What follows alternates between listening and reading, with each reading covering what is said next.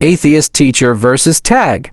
Paano yun, Sir Eman? Sabi ni Kuya Blind, sa sako ka daw niya gamit tag. Wala na. Ay, kami. Sige nga, gusto ko marinig. Gusto ko matuto dyan sa You argument can na yan. try. Para meron ako mapulot. Sige nga, pag walang Diyos, you cannot have even one knowledge. Justified one knowledge. Ano? Sir AP. Oo, yun yung assumption. Pero how would you justify that? Magkaibang assumption sa presupposition.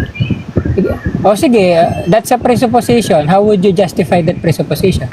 Oo, kasi nga, kapag ka inalis mo siya, impossibility of the contrary, ganito, pag sinabi ko, I love you, pinapresuppose mo doon na merong I, na may nag-e-exist na I. Tanggalin mo yung presupposition na yon, hindi na mag-make sense yung statement na I love you. Pero wala tayong disagreement dun sa term na I love you. Ang disagreement natin dun sa presupposition mo. So, Disagree ngayon, ka? ang tanong ko, how would you justify that? No. I'm not saying disagree ako. I'm saying, how would you justify that? Disagree ka na ang Diyos ay parang ganito sa I. Blind, ano? Ganito blind. Pwede rin akong mag-presup. Hindi ba moving goalpost yan? Ha? Di ba moving goalpost yan, atheist teacher? Wala pa akong minumove. Nagbibigay pa lang Wala ako ka ng pa. ano. Sige. Wala pa. I'm granting nga yung ano ni Blind eh. I'm granting nga eh. Sige, gagrant ko. Pakiulit mo nga yung premise mo, Blind. Sa statement na I love you, Hindi. mag-make sense lang siya. Sa tag. Kung may, Wala tayong disagreement dyan. kaya Kasi, hindi, para maintindihan mo yung ibig sabihin ng if I'm presupposition. teka lang. Nako-confuse mo siya sa assumption. Pero, may presupposition ka ulit dyan. You're using a presupposition to justify a presupposition. Hindi. Paano Ang hindi? ang final authority na kasi si God. Balik Hindi tayo mo dun na sa, siya na ang final justification. Sige, Parang balik- ikaw din, ano yung final justification ayun mo nga. sa worldview mo? That's a presupposition. Ang tanong ko nga, how would you justify that? Hindi na nga siya i-justify kasi si God na ang final justification for knowledge. Ngayon sa worldview mo, meron ka ring final justification for knowledge. Ano yun? Huwag ka muna magpunta sa akin kasi wala pa akong claim. Tandaan mo, agnostic ako, no? Sige, hindi na kailangan i-justify. Kung Is that what you're agnostic saying? ka, paano mo nasasabing totoo ang isang knowledge? Nagpunta ka na sa agnostic, ikaw na yung nagmumove ng goalpost. Bin muna tayo. Sagutin mo muna yung yung problem sa first premise Sinagot mo. ko na, di ba? Hindi na siya ulitin ko. gina-justify Sige. kasi siya na ang Sabi ko final sa inyo, tama si authority. Charles eh. How would you Joke justify? lang. How would you justify that? Ang sagot mo, hindi na kailangan i-justify. So if you don't have to justify your presupposition, no? We can now assume or we can presupp as well, no, that presupposition is not necessarily true. Mali. Bakit mali? Kasi nga, kung hindi mo siya gagawing final authority, impossibility of the contrary. Parang yung example ko kanina sa I love Didn't you. it occur to you that that argument only applies to Sandali those lang, people who believe? i-explain ko lang muna, para Sige, maintindihan explain mo, mo muna. Okay. Sir Eman. Mhm. Parang kanina doon sa statement na I love you, kung i-deny mo doon yung presupposition na may I na nag-exist doon, nilalang na nag-exist doon, hindi na mag-make sense yung sentence na I love you. Wala nang existence, wala na ako doon. So paano mo masasabi yung I love you? So denial of that is the impossibility of the contrary para doon sa statement na I love you. Ngayon Okay. si God, kung i-deny mo si God, ganun din, impossibility of the contrary, wala kang kahit anong knowledge na ma-justify. Para mapatunayan yan, subukan mo, sige, sa worldview mo, paano mo sinasabi na meron kang knowledge? Wait. Tandaan nyo na kapag presupp ka, ang burden of proof nasa iyo. No, ngayon, don't let it make it seem na ako yung may precept. Now, we have to answer your precept first. One, no, anong unang fallacy na kinamit mo? Ang unang fallacy na kinamit mo, you're equating something, no? One, that is non sequitur. Second, inequitable dun sa what you're trying to prove. What you're not trying to prove is the justification of knowledge in relation to God. No? Second thing, wala tayong disagreement dun sa I. No? Unless you can prove na may disagreement tayo that I doesn't exist. Papasukin natin yon. Pero that argument is a non-sequitur argument towards your presupposition. So, Paano mo again, nasabi you sa can worldview try mo again. na You may can I try na again. nag-exist? Kung Ah. talagang hindi tayo nagdi-disagree, paano mo nasabi na may I na nag-exist sa worldview mo? Kung hindi talaga tayo nagdi-disagree. Teka, hindi Kasi ko pwede, sinasabi, pwede hindi ko kasi sinasabing na, nag-exist ang I. What I'm trying to say, ito naman, strawman mo na ako. What I'm trying to say, Sabi mo, wala tayong disagreement. That your example, hindi yun yung point blind. No? Don't move the goalpost. Then huwag mo strawman yung sinabi ko. My point is that, wala tayong disagreement sa I. Are you saying we have a disagreement sa term na I love you? Ano Ang bang gusto sinasa- natin pag-usapan? Teka lang, ano gusto natin pag-usapan? Yung I love you o yung presup mo na God? ang sinasabi ko, Sir Eman, dun sa statement ng I love you, pinipresuppose natin na nag-exist ako. That Alam I mo bakit exist. walang presup doon? You know what's the difference between a presup and an axiom? Because an axiom is a generally accepted truth, which is different from what you're presupposing about God, which is not a generally accepted truth. Ang existence is an Nakita mo na? axiom. No. Ang I'm not saying that existence is an axiom. Get your ano. So, Ang sinasabi bakit ko, pa sinabi teka, ang teka. axiom? Ang sinasabi ko, Anong kinalaman ng axiom dun? Yung I is an axiom because you cannot make any statement regarding yourself and others without using the term I. No? So, how would you say ngayon na that is equitable, no?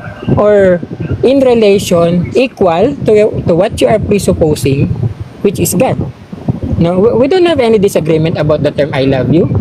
No, hindi siya presupposition. So ngayon, no, yung sinasabi mo na ini-equate mo yung term na I love you sa presupposition mo na there is no agent of knowledge without God.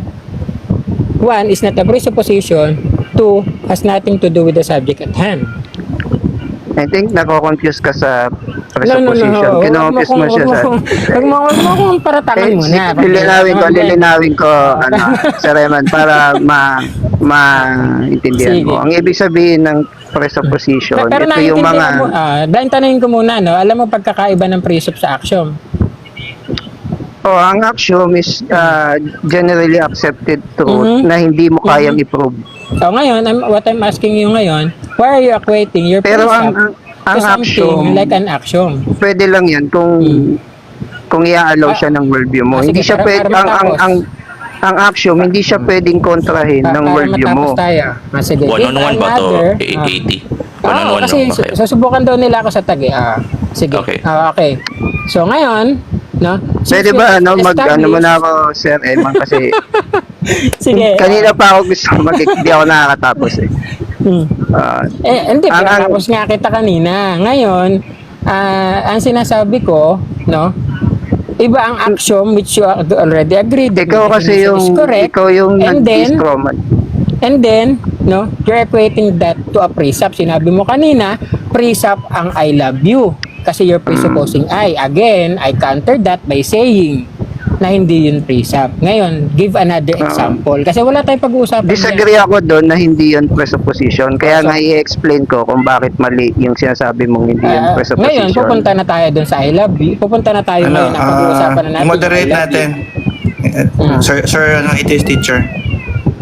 Bigyan sige. natin si Blinds ng 1 minute tapos ikaw naman pagkatapos para merong flow and discussion. Oh, sige. Sige, Blinds. Ang ibig sabihin kasi, Sir Eman, ng presupposition, these are truth that are necessary para mag-make sense ang isang statement. Ito yung mga hidden statement, no? Hindi siya sinasabi, kagaya diyan sa I love you. Hindi mo na kailangan sabihin na nag-i-exist si Blind para maintindihan mo yung sentence na yan. Pinipresuppose mo, Sir Eman, kaya mo naiintindihan yung salitang I love you kasi alam mo na nag-i-exist ako. Pinipresuppose mo rin na ikaw nag-i-exist ka at pinipresuppose mo na nandito tayo sa totoong mundo na pwede tayo makaramdam ng love. lahat ng mga statement na yan, presupposition yan. Ina-accept natin sila as true para mag-make sense yung isang knowledge claim. Yun yung presupposition. Ngayon yung axioms, tama naman yun, generally accepted siya na truth. Pero hindi yan pwede kumontra sa worldview mo. Hindi mo pwede sabihin, axioms yan eh. Kailangan i-allow din yan ng worldview mo. Kaya yun yung i-argue ko sa'yo. Sa worldview mo, hindi yan gagana, yung existence na yan. Kaya tinatanong ko sa'yo, paano mo nalaman na nag-i-exist ka, Sir Eman? Yun yung tanong ko sa'yo na sana sagutin. Tapos ka na, Blinds? Mm. Sige, Sir Eman po. Okay. So, again, ulitin ko, no, because it seems he doesn't want na i-counter, no, yung mga bagay na sinasabi ko. Kasi, I'm trying to meet with him, no, that's the only reason, kaya nga sabi ko sa inyo, I'm not engaging with Tag kasi hindi siya productive. Now, tamo, haharapin ko siya sa argument niya, no, ang gagawin niya, magpipresap ng panibago, no, na this thing wouldn't exist without this. Ngayon, ang simple lang ng tanong ko, how would you justify that? Ngayon, nagparatang siya ulit, no?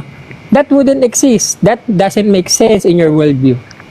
Okay, is that how a productive discussion should be? No? So ngayon, I'm trying to say na kaya hindi ako nag-engage yan. Ngayon, dahil haharapin ko si Blind, no, kasi gusto niya, subukan daw ako pagdating sa tag. Okay. No?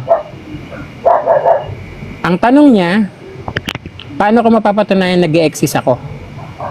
Okay. Nag-e-exist ako kasi I can talk to you, no? One, and no one would agree that I'm talking right now, no? Pangalawa, I'm able to respond in accordance to what you are saying, no? Sabihin natin, baka AI yan, no?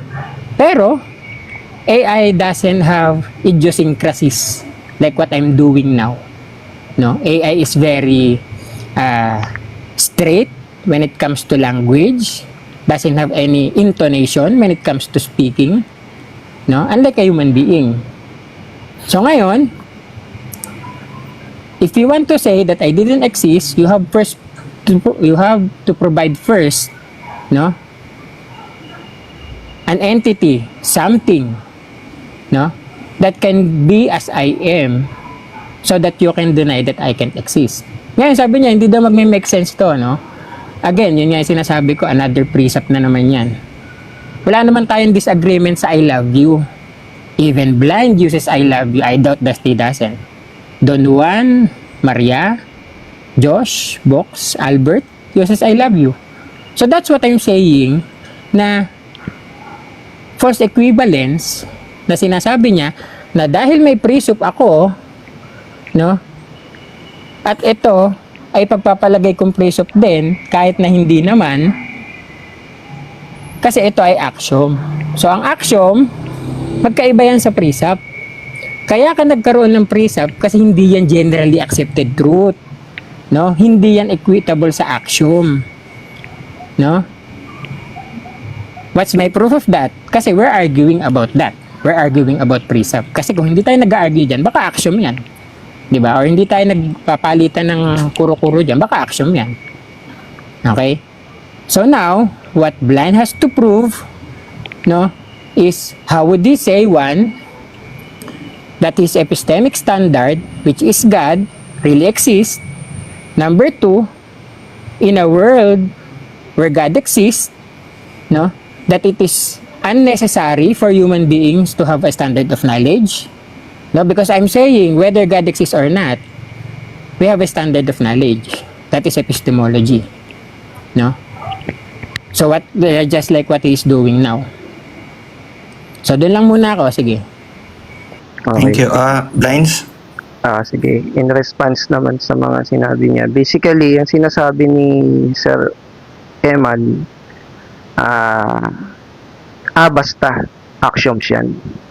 I exist, kasi basta generally accepted yan. Yun yung hindi nagme-make sense kasi kapag aalisin mo si God sa worldview mo.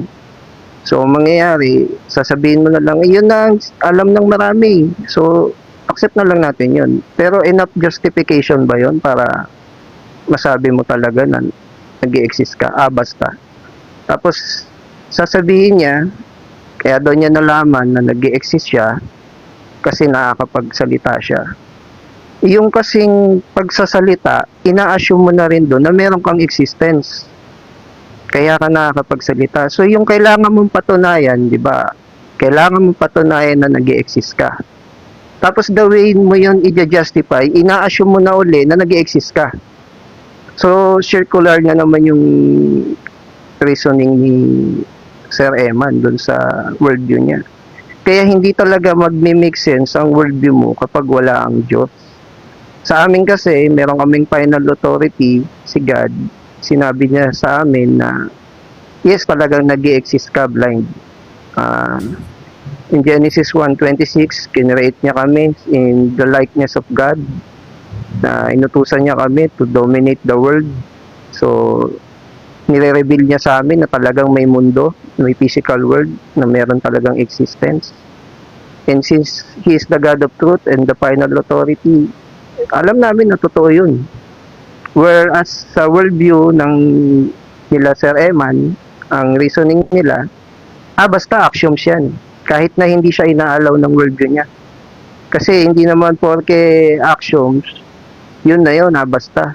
Kailangan i-allow pa rin yan ng worldview mo. Tapos yung existence niya, pinuprove niya, gamit din yung existence niya. So, yun lang, Don Juan. Okay, thank you. May Sir Eman, may rebut ka? Meron, oo. Kasi... Or gusto mo magtanong? Hindi. Mag-respond na lang ako. Pwede naman siya magtanong sa akin. I can answer naman. Okay. Kasi strawman after strawman. parang nakikipagpaligsahan yata ng pala si Blind. Kasi unang-una, wala akong sinabing basta. I justified my existence using two things. No? Pangalawa,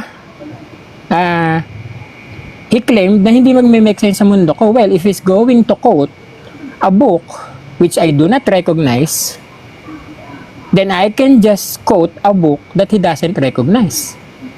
No? And to tell you, I have a book that says author Emmanuel Joseph C. Castro. So now, we are talking about authorship. God authored a Bible. No? I authored something. So, therefore, I can use the same argument. Because of that, I exist. No? So, using the standard that is provided by Blind, no? I showed my existence. So, that's 3 now, ano? Hindi na siya basta. Katulad ng pinaparatang niya sa akin na nag-exist ako basta. Wala akong sinabing ganun. No? What more? Again, yung sinasabi niya, na nag-exist siya because of this thing or because of this being, no? Does it really answer what I'm asking? Kasi nagtanong na ako kanina no, Don Juan. Sabi mo, magtatanong ako. Nagtanong na ako kanina. Hindi niya naman sinagot. So sabi ko, how would you justify that? Na yung precept niya na no knowledge will exist, no? Because no knowledge will exist without God. Ang tanong ko sa kanya, how would you justify that? Dinala niya ako sa I love you, no? Which doesn't answer the question. Pangalawa, no? Dinala niya na naman sa existence ko. No? So unang-una, yung paratang na circular, wala akong circular na pinakita, no? True intellect, no? Unless we're going to deny intellect, no? Pinakita ko na it is impossible for me not to be existing because hindi circular yon, no? Hindi ko sinabi na I exist because I exist. Yun ang circular. Pero sinabi ko I exist because of these 3 things, no? So salamat nga kasi binigyan niya ako ng panibagong element to use, no, yung authorship. And now we cannot deny that I exist. So ngayon, ang tanong, ang isa sa challenge ko sa kanya, bukod dun sa how would he justify tag, no, is that paano niya nasabi, no, nasa worldview ko, no, knowledge is verifiable or existing. without God. How would he justify that again? Ilang naman yung mga challenge ko. Hindi naman kailangan pahabain eh. Kailangan niya lang sagutin. For me, no, to accept that tag and precept is a valid way of argumentation, we must be able to see, no, that these people who uses tag and presupposition can justify their claim. Kasi anong use ng isang argument if you cannot justify it? That you're just going to claim after claim after claim after claim. This doesn't make sense, this wouldn't exist, no knowledge would exist. That's not a justification, that's a claim. So nakita ko na yung weakness ng tag, na hindi niya kayang i-justify yung claim niya. And that for me, again, no, is not a good way of argumentation. Because for something to be valid, you must be able to justify it, 1, using logic, 2, it should make sense, and 3, it should be coherent. No, wala akong nakitang tatlong elemento. So, moving the goalpost, straw man, no, and accusation and presupposition after presupposition. So, yun lang. I think nakita naman natin, naka-blind na lang kung gusto niya pang mag-respond. Pero nakita naman natin na at least in my worldview, I can justify it clearly without appealing to presupposition. I can justify my existence using valid things, no, that we can all agree on, and not just a claim. So, yun lang. Okay, so magre-respond ako ulit kay Sir Eman. Kasi he keeps on saying na hindi siya nagpe-presuppose. Pero hindi niya talaga naiintindihan ibig sabihin ng presupposition. Yung palang sinasabi niya na straw man ako, pinipresuppose niya na totoo ang logic. Pero sa worldview mo nga, paano mo nalaman na gumagana talaga yung logic? Kasi hindi pwede sabihin mo na actions yan eh. Kailangan sa worldview mo, ma-justify mo yan na talagang axiomized yan yung logic. Hindi pwedeng sabihin kasi generally accepted na yan eh, na axiom siyang logic eh. Di ba? Kailangan ma-justify mo pa rin yan. Sa worldview namin, na-justify yan kasi nga meron kaming final authority which is the Christian God na nireveal sa amin ng truth, no? Gano'n namin nalalaman ng katotohanan eh, to God's revelation. Ngayon, sa worldview ni Eman, hindi niya pa rin masabi kung paano niya nalalaman na totoo ang isang bagay. Sinasabi niya lang, strawman ka, moving the goalpost ka, panay ang gamit niya ng logic, hinihiram niya yung worldview namin, yung God ang nag-reveal sa amin na talagang totoo ang logic. Tapos, sasabihin niya, may logic kasi axiom, basta yun na yun, generally accepted. Kahit na, hindi siya inaalaw ng worldview niya. So, paano mo nalaman na talagang may logic? Yun yung challenge ko sa kanya. Okay lang ba to segue muna, no? Okay, last na box, Okay. Magre-response Sige, lang ako. teacher. 3 points lang, hindi ko na pahabain. Kasi Okay. paulit-ulit lang naman, Yeah. 1, logic works because he is using it. Unless he is going to deny that he's using it, then sure, it doesn't work. Pangalawa, sino nagsabi sa'yo na hindi inaalaw ng worldview ko ang logic? Hindi inaalaw ng worldview ko yung epistemology. Inaalaw yan. Again, that's another claim that you cannot justify. First, a claim cannot be justified by another claim. So, ikiklaro ko, ang claim niya, knowledge will exist, without God. Ngayon, sabi ko, how would you justify that? Ang justification niya, because sa worldview ko, may God. that's not a justification. That's just a claim, followed by another claim. So, since nasagot ko na naman yung mga sinasabi niya, and I think this conversation is going nowhere, because magpipilitan lang kami and sasabihin niya lang walang ganito, wala kang ganyan, you don't have the right, you don't have the ability, wala kang God. And that's not productive anymore. Kasi if I'm going to have a good conversation, no, we must meet at a common ground. Di ba yan yung lagi ko sinasabi sa inyo ni Albert? Since you don't want a common ground, no, and you just want us to accept, no, your epistemic standard, that is not an agency for productive discussion, no. And I think I've proven myself enough naman, no, na na-justify ko yung mga pinangahawakan ko, and hindi lang ako basta nagbato ng claim, no. So yun lang, no, Blind, thank you, no.